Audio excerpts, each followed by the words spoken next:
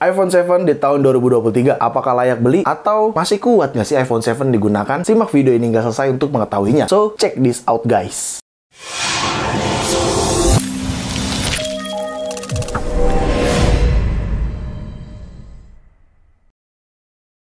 Ya, di video kali ini gue akan ngebahas iPhone 7 di tahun 2023. Dan ini udah ada unitnya di tangan gue. iPhone 7 ini adalah unit yang paling fenomenal pada saat pertama kali dirilis. Sungguh sangat fenomenal menurut gue sih. Tetapi di sini gue akan jelaskan spesifikasi terlebih dahulu. Oke? Di sini kalian bisa lihat, ini iPhone 7 yang ada di tangan gue. iPhone yang warna silver. Sebenarnya untuk varian warna, iPhone 7 itu cukup ada 4 warna ya. Silver yang sama tangan gue ini, lalu adanya black, serta adanya gold, dan rose gold. Dan iPhone 7 sebenarnya ada warna jet black, tetapi entah kenapa di website Apple warna jet blacknya sudah dihilangkan. Gue lupa kenapa bisa dihilangkan, tapi ya sudah lah ya. Intinya yang banyak beredar saat ini yaitu iPhone 7 dengan warna silver, black, gold, dan rose gold tentunya. Oke, dengan ukuran display kalian bisa lihat di sini. Dengan display si iPhone 7 ini masih menggunakan atau masih mengusung 4,7 inch. Ya, terkesan masih kecil banget ya di tangan, dan memang kecil 4,7 inch itu. Cuman menurut gua ukuran 4,7 inch ini adalah ukuran yang paling pas sih. Bagi gua sih, menurut gua paling pas.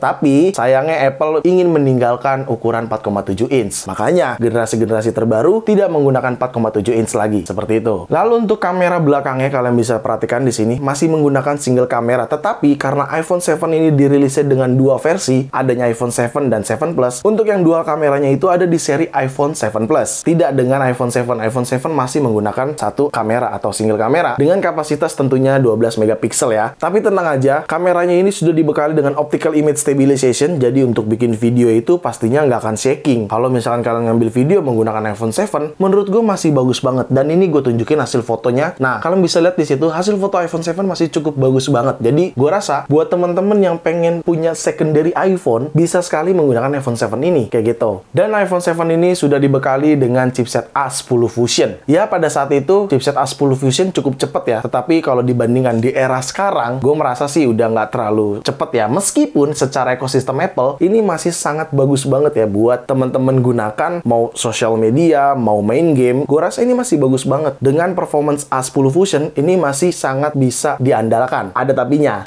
Mungkin sudah kurang untuk performance secara main game ya. Meskipun tetap bisa, gue tidak menyatakan tidak bisa. Masih bisa untuk main game seperti Mobile Legends bahkan yang lainnya. Tetapi gue rasanya gimana ya? Pasti kurang terlalu puas lah performance-nya. Terlebih layarnya juga 4,7 inch, nggak besar-besar banget gitu ya. Jadi kalau untuk main game rasanya masih ya lebih baik iPhone XR lah ya kalau untuk main game menurut gua. Lalu iPhone 7 juga masih menggunakan Touch ID. Kalian bisa lihat di sini. Ini masih Touch ID ya, karena Touch ID itu terakhir di iPhone 8 series lah gue menyebutnya, 8 dan 8 Plus, seperti itu. Dan seperti tadi gue katakan di awal, iPhone 7 pertama kali dirilis itu kenapa fenomenal? Iya, bener banget, karena pertama kalinya Apple membuang lubang jack audio. Kalian bisa perhatikan nih, di bagian bawah sudah tidak ada lubang jack audio, cuma hanya ada lubang lightning dan speaker saja, tidak adanya jack audio. Keputusan Apple membuang lubang jack audio ini cukup kontroversial, tetapi pada akhirnya beberapa produsen juga mengikuti jalannya Apple. Membuang jack audio seperti itu. Lalu untuk kapasitas storage sebenarnya iPhone 7 itu sudah ada dua varian, 32GB dan 128GB. Di sini yang sama gua yaitu storage-nya yang 32GB ya. Jadi ya, gua rasa masih cukup sih 32GB, tetapi balik ke kebutuhan masing-masing ya. Kalau kalian videografi atau demen foto, ya rasanya storage 32GB rasanya masih kurang ya.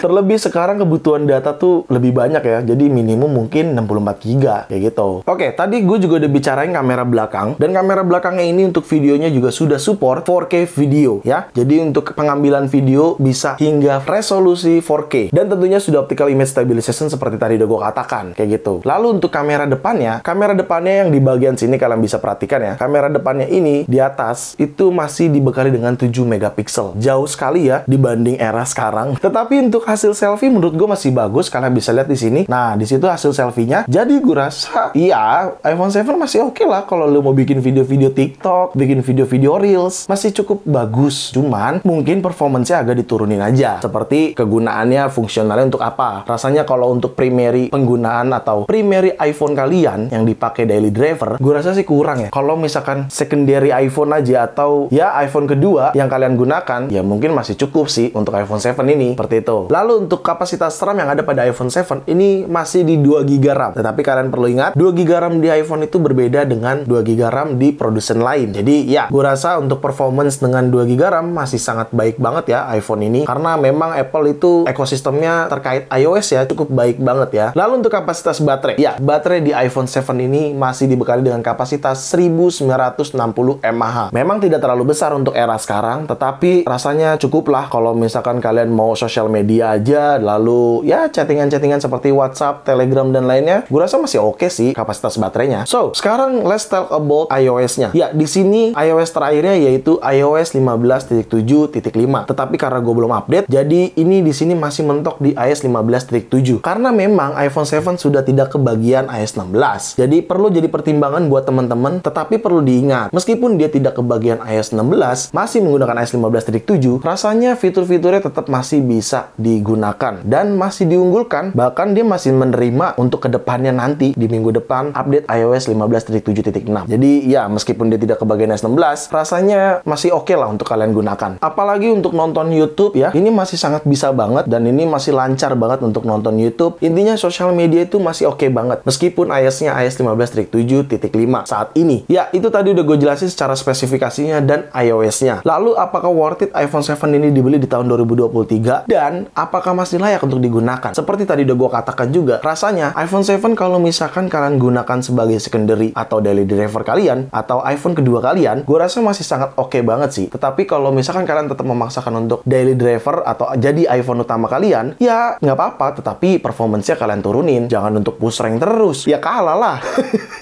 Karena menurut gue, ya ini mungkin untuk social media, untuk communication, telepon, WhatsApp, dan lain sebagainya, masih sangat performance banget, masih unggul banget. Terlebih, iOS-nya masih didukung meskipun sudah tidak mendapatkan iOS 16, tetapi Apple tetap menjaga ekosistem yang ada pada iPhone 7. Jadi, rasanya buat teman-teman semua yang ingin membeli iPhone 7, tergantung kebutuhan masing-masing. Apakah kalian ingin menggunakan daily driver? Ya, kalau kalian ingin menjadikan daily driver iPhone 7, gue rasa kalian harus menurunkan kebutuhannya. Tetapi kalau kalian ingin menggunakan iPhone 7 sebagai iPhone kedua, ya nggak usah, hajar aja terus, mau push rank juga nggak apa-apa.